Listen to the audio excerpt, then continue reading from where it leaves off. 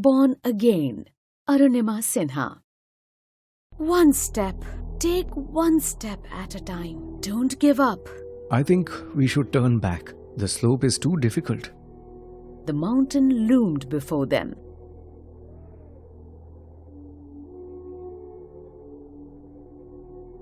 As she continued the climb, Arunima's thoughts went back to the incident on 11 April 2011. It had changed her life completely.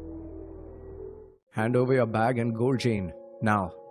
She felt defenseless in the general compartment of the Padmavati Express traveling from Lucknow to Delhi. Born and brought up in Ambikanagar in Uttar Pradesh, she was going for an examination to join the Central Industrial Security Force, or CISF. Arunima looked at her attackers. Why should I give up the precious little that I have to these robbers?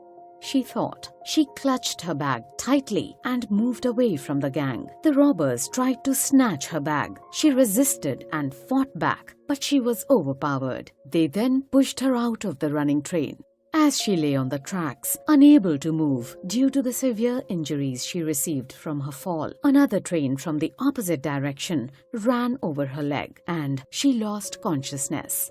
Locals rushed her to a hospital where the doctor had to amputate her left leg just below the knee to save her life. A week later, she was moved to the All India Institute of Medical Sciences, AIIMS, where a Delhi-based company provided her with an artificial leg free of cost. It was during those long days of recovery at AIIMS that Arunima first thought of achieving the almost impossible task of climbing Mount Everest. When she wasn't struggling to walk using her artificial leg, she spent her time listening about mountaineering. Arunima loved reading about the challenges faced by climbers who had conquered Mount Everest. She had always loved sports and had been a national volleyball player. Now, she dared to dream about climbing the highest mountain with her artificial leg.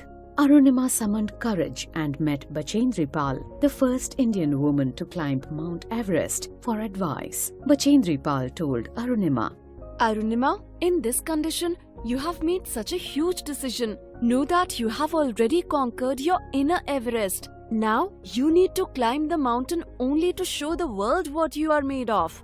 On receiving an encouraging response, Arunima signed up for training under Bachendri Pal at the Uttarkashi camp of the Tata Steel Adventure Foundation (TSAF) in 2012. As part of her training, she had to climb smaller mountains, which included the Island Peak, 6,189 meters. All fine, Arunima?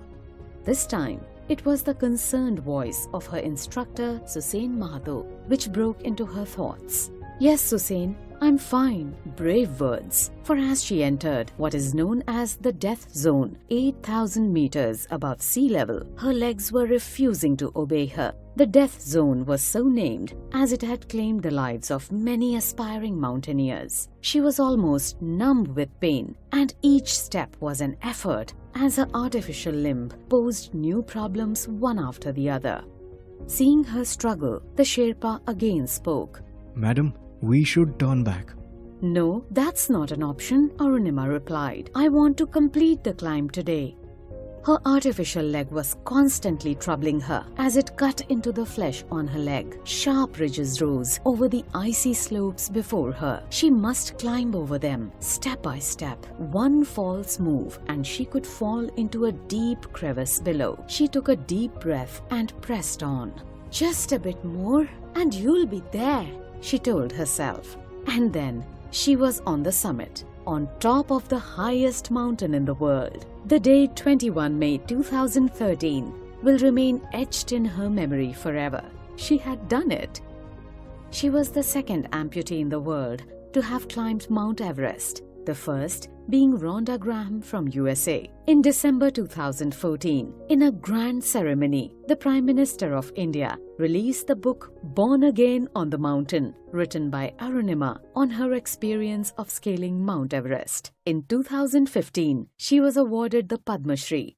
She was also honored with the Tenzing Norgay Award in 2016 and the First Lady Award in 2018. Arunima runs a non-profit school for the underprivileged and specially abled children. The school, Shaheed Chandrasekhar Azad Viklang Khel Academy, is Arunima's life.